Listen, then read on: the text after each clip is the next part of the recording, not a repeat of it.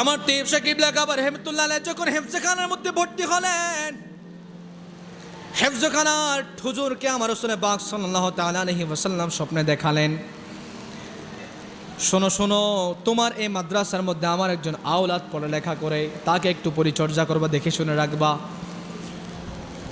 ওই হুজুর তো কে আওলাদ রাসূল সেটা চিনে না, ওই হুজুর তো কে আমার রাসূলের পাকের আওলাদ সেটা চিনে না। এরপরের দিন সকাল হওয়ার পরে হুজুর একখানা পরীক্ষা নিলেন, সবার থেকে একখানা পরীক্ষার আয়োজন করলেন, সবার হাতে এক একখানা কমলা দিলেন, বলে আমার সন্তানেরা, আমার ছাত্ররা, শোনো শোনো, এটা এমন জায়গায় গিয়ে এই কমলাটা খাওয়া যেন কেউ না দেখে, পৃথিবীর কেউ না দেখে, এমন একটা জায়গায় গিয়ে খাওয়া।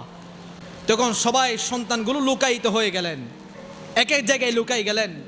যাওয়ার পরে সবাই কমলাটা খাচ্ছে, সবাই খেয়ে খোসাটা হুজুরের জন্য নিয়ে আসলেন। হুজুর আমরা খেয়ে ফেলেছি। আমার তৈয়ব শাহ বাবাজি এই কমলাটা নিয়ে আসলেন, খান নাই। হুজুর জিজ্ঞেস করলেন, কিরে বাবা, সবাই তো খেয়ে ফেলেছে, লুকায়িতভাবে সবাই লুকে এক কোনায় গিয়ে কেউ না দেখে মতো খেয়ে ফেলেছে, তুমি কেন খাও নাই?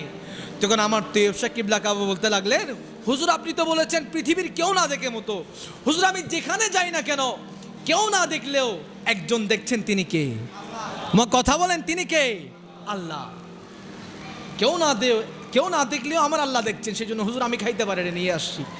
তো হুজুর সাথে সাথে বুঝতে আর বাকি রইল না, ইনি হচ্ছেন আমার রাসূল পাকের আওলাদ। সুবহানাল্লাহ।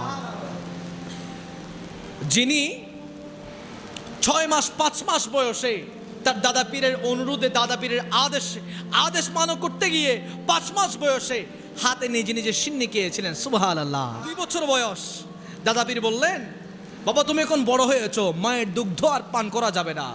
সেই দিন থেকে আমার তৈয়ব শাহ কিবলা কাবা আর মায়ের দুধ পান করেন নাই। সুবহানাল্লাহ। 4 বছর বয়স। কয় বছর বাবা?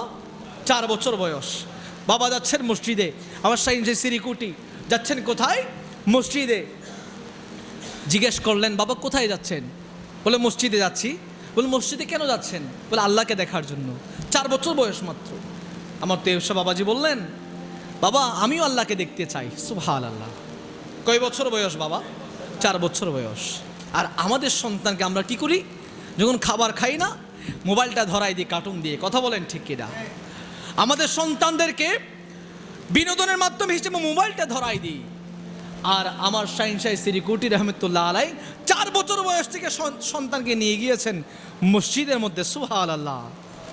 আমরা কোথায় নিয়ে যাই বাবা? যেখানে গান বাজনা হচ্ছে, সন্তানকে ছেড়ে দিই, তুমিও নাচো। কথা বলেন ঠিক কিনা? বাস্তব চিত্রের কথা বলছি। আমার শাহিন শাহ সিরিকুটি রহমতুল্লাহ আলাই সন্তানকে 4 বছর বয়সে মসজিদ চিনিয়েছেন, মাদ্রাসা চিনিয়েছেন, আল্লাহ চিনিয়েছেন, রাসূল চিনিয়েছেন, যার কারণে আজকে তিনি নাম করা একজন আল্লাহর ওলি, যিনার নাম কিয়ামত পর্যন্ত ইসলামের ইতিহাসে স্বর্ণাক্ষরে লেখা থাকবে। সুবহানাল্লাহ।